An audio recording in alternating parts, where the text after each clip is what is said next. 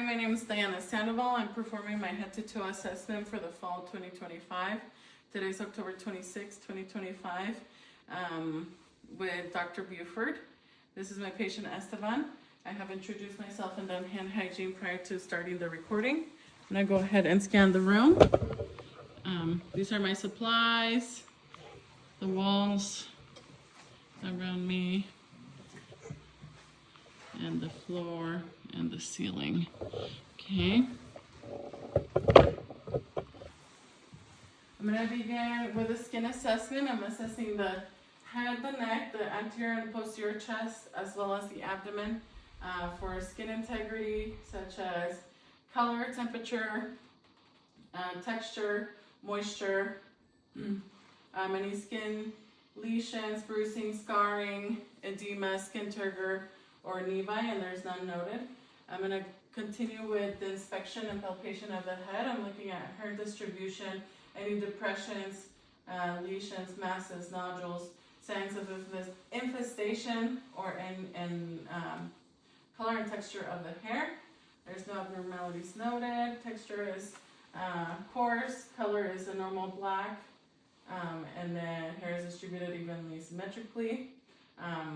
And then there's no concerns with his skin or with his head. The head is a normal cephalic size, and it is midline position and symmetrical. I'm going to continue with the assessment of the lymph nodes. I'll begin with the preauricular, and then postauricular, occipital, tonsillar, submandibular, submental, anterior cervical, posterior cervical, supraclavicular, no tenderness and no enlargements noted. I'm going to assess the temporomandibular joint. I'm going to have you open and close your mouth. There's no subluxation, crepitus, or tenderness with palpation. I'm going to assess cranial nerve number 5, trigeminal. I'm going to palpate over the masseter muscle. There's no tenderness, and it's nice and smooth, like you can open his mouth without any pain. So I'm also going to assess the sensory function of the cranial nerve number 5, trigeminal. I'm going to have you close your eyes and let me know where I'm touching you. Forehead, nose, left cheek, right cheek, chin. Okay, cranial nerve number 5 for motor and sensory function is intact. I'm going to assess cranial nerve number 7, facial. I'm going to watch for any symmetry with these facial movements that I'm going to have you perform. So go ahead and smile, frown, puff out your cheeks, pucker your lips, and raise your eyebrows. Cranial nerve number 7 is intact. I'm going to move on and inspect the ears. I'm inspecting the ears for shape, size, symmetry, and I'm looking for any masses. And I'm also going to palpate for masses and tenderness. Okay, on the pinna and the tragus, and that is normal and intact. I'm going to look in the auditory canal. Auditory canal is clear, and tympanic membrane is a pearly gray. I'm going to do the same on the other side. Auditory canal is clear, and tympanic membrane is a pearly gray. That is normal. I'm going to go ahead and assess cranial nerve number 8, vestibulocochlear. I'm going to perform 3 different tests of his hearing. So I'm going to cover your ear, and then you're going to tell me what you hear. 1, 2, 3. Okay, I'm going to do the same on the other side. 6, 7, 8. Okay, that is normal. No concerns there. I'm going to do the Weber test. I'm going to activate my tuning fork. Let me know if you hear it equally on both sides. Yes. Okay, now I'm going to go ahead and perform Renee's test. I'm going to put the tuning fork on the back of your ear on the mastoid bone. And then you're going to tell me when you stop hearing it. Then I'll put it in front of your ear, and then you tell me when you stop hearing it, and let me know which one's louder, okay? Okay. And I'll do the same on both sides. Now. Now. Okay, air conduction is greater than bone conduction, which is normal. Now. Now. Okay, the Renee test is normal, so cranial nerve number 8, vestibulocochlear, is intact. I'm gonna go ahead and move on to assessing the eyes. So I'll have you remove your eyeglasses, please. And looking at the eyebrows, the eyelashes, the palpebral fissures for any signs of discharge, masses, or any abnormalities. I don't see any. I'm gonna go ahead and pull down and have you look up. The conjunctiva is nice and pink and the sclera is white, which is normal. No signs of lesions or discharge. And I'm gonna go ahead and perform some tests to assess cranial nerve number 2, octave.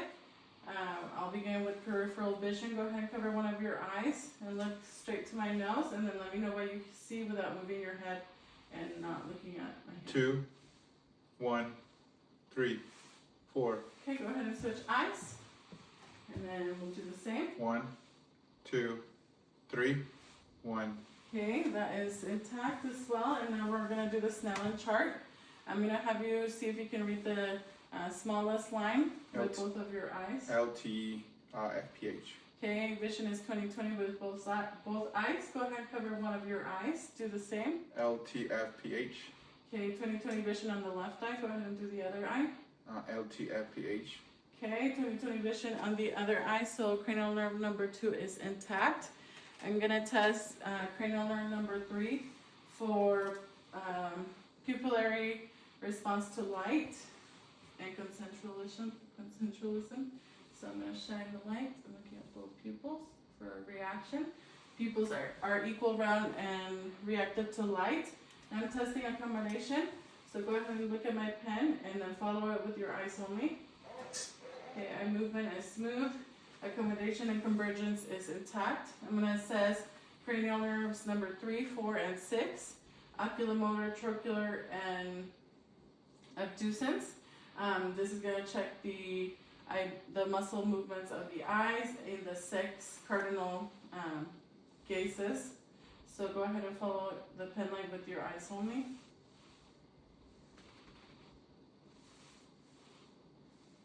Okay.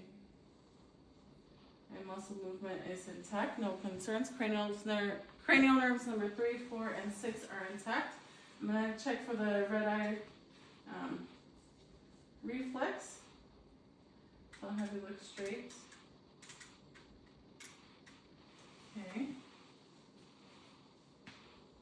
Okay, red eye reflex is present and all internal eye structures are intact. I'll do the same on the other side. Okay, red eye reflex is present and all internal eye structures are intact. I'm going to go ahead and move on to the nose. I'm looking at the nose, inspecting the nose for it to be straight and in mid-sized, in midline position, which it is. I'm going to go ahead and assess nasal patency and cranial nerve number 1, olfactory.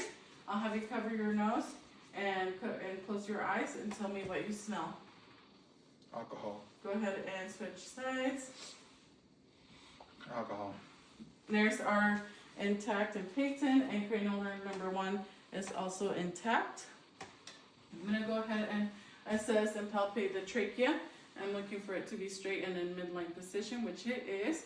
I'm going to deviate your trachea to one side and palpate for the thyroid. Go ahead and swallow. Okay, now nodules or enlargement noted. Go ahead and do the same on the other side. Okay, good. No masses, nodules, and the thyroid gland is non-palpable. I'm going to go ahead and assess for the mouth, the throat, the lips, the teeth, the gums, the palate, the buccal mucosa, and the posterior pharynx, salivary glands, and under the tongue, and the tonsils. So go ahead and open your mouth. Okay. There is no redness, lesions, or signs of concern. All teeth are present. Go ahead and lift your tongue up. Okay, under the tongue is also intact. I'm going to assess cranial nerve number 9 and 10. Glossopharyngeal and vagus. I'm looking at the uvula rising symmetrically with the soft palate with phonation. So I'm going to go ahead and stick your tongue out and say ah. Ah. Okay. Uvula and soft palate rise with phonation symmetrically. So cranial nerve number 9 and 10 are intact. Now I'm going to assess cranial nerve number 12. Hypoglossal. I'm looking for any funiculation of the tongue. So go ahead and stick your tongue out. Go ahead and move it up, down, left, and right. Okay, cranial number 12 is intact. There's no vesiculation of the tongue, and the tongue is midline position as well. Now I'm going to assess for the posterior chest. So I'm looking for any signs of respiratory distress such as tachypnea, retractions, use of accessory muscles, nasal flaring, cyanosis, and any other concerns, which I see none. So I'm going to go ahead and palpate for tactile fremitus. Go ahead and say 99 every time I touch you. 99, 99, 99. Okay, and now I'm going to percuss in the intercostal spaces.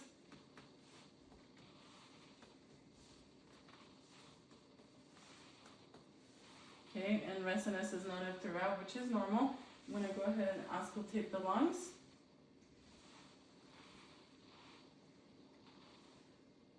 Take a deep breath in every time I touch you. Good. Again. Again. Again. Again. Okay, lung sounds are clear and intact as well. Now I'm going to auscultate for agophony. So every time I touch you, say E.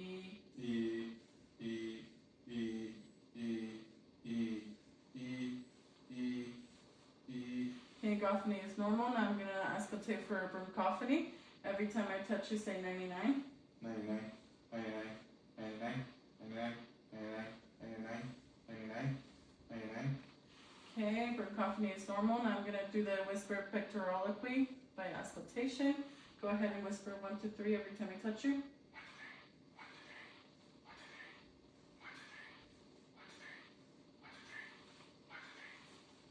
Okay, whisper pectoraloquy is intact. I'm going to have you turn around. And now I'm going to listen and palpate the carotid arteries. It's a 2+ and a 2+. I'm going to listen for any bruise with the bell of my stethoscope. There's none noted. And I'm also going to palpate the temporal arteries. And they're also non-tender and a 2+ on both sides. Now listen to the heart sounds with the diaphragm and the bell of my stethoscope. We'll begin with the right second intercostal space, sternal border, aortic. Left second intercostal space, sternal border, pulmonic. Left sternal border, third intercostal space, Earth's point. Left third intercostal space, sternal border, tricuspid. Fifth intercostal space, mid-clavicular line on the left side. And then this is also the point of maximum intensity. I'm palpating and identifying the area. And then I'm gonna listen to the apical pulse for a full minute. And it says rhythm and rate. Rate the 73 sinus rhythm, no extra heart sounds such as murmurs, gallops, S3s, or any ticking or clicking sounds. And then I'll do the same with the bell of my stethoscope. So aortic, pulmonic, Earth's point, tricuspid, and mitral. Okay, I'm going to have you lay down on the couch real quick. And he's going to have his head elevated by 30 to 45 degrees in order to assess for JVD, for jugular vein distension. So go ahead and kind of straighten your neck. Okay. So I'm looking at this side. I don't see any distension and any pulsations. And then I'll do the same on the other side. Go ahead and look over. There's no jugular vein distension or pulsation. Inspecting, looking for any heaves or lifts. And there's none noted. And now I'm going to palpate for any thrills over the 5 heart areas. So aortic, pulmonic, Earth's point, tricuspid, mitral. I don't feel any thrills with palpation, and then I'm going to go ahead and auscultate, and then we can take these out. Sorry. Okay, I'm going to do the same thing. Aortic, pulmonic, Earth's point, tricuspid, mitral. Again, S1 and S2 are purr, no extra heart sounds. I'm gonna listen with the bell of my diaphragm for any bruits of the aorta, the left renal artery, the right renal artery, the left renal artery, the iliac artery, the right iliac artery, the right femoral, the left femoral. There was no bruits noted. Now I'm gonna listen to bowel sounds in all 4 quadrants with the diaphragm. Right upper quadrant, left upper quadrant, left lower quadrant, right lower quadrant, and bowel sounds are active, no concerns. I'm going to continue with percussion of all quadrants, percussing for any, for fullness, tympany, and flatness in all 4 quadrants. And then I'm palpating over the liver and the spleen as well. And then I'm gonna, I was percussing over. And I'm gonna palpate all 4 quadrants and also over the liver, palpating for the spleen. And there's no tenderness noted in any of the 4 quadrants. And I also inspected for the abdomen area. It is round, but it is symmetrical bilaterally. So now I'll have you sit on the chair again.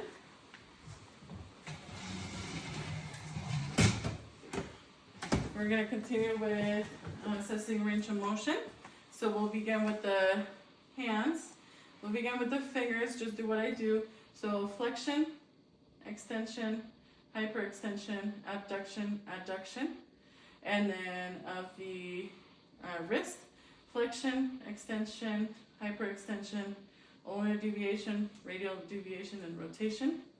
And then we're gonna do the elbows, flexion, extension, hyperextension. And then we're gonna do shoulders. We'll begin with flexion, extension, hyperextension, abduction, adduction, internal rotation, and external rotation at the same time, and then the other side. Good. Okay, full range of motion of the upper extremities bilaterally. And then I also inspected the joints for any, inspected and palpated for any tenderness, joint swelling, crepitus, nodules or deformities, and there's none noted. Capillary refill is less than 3 seconds bilaterally, and the radial pulses are 2+ bilaterally.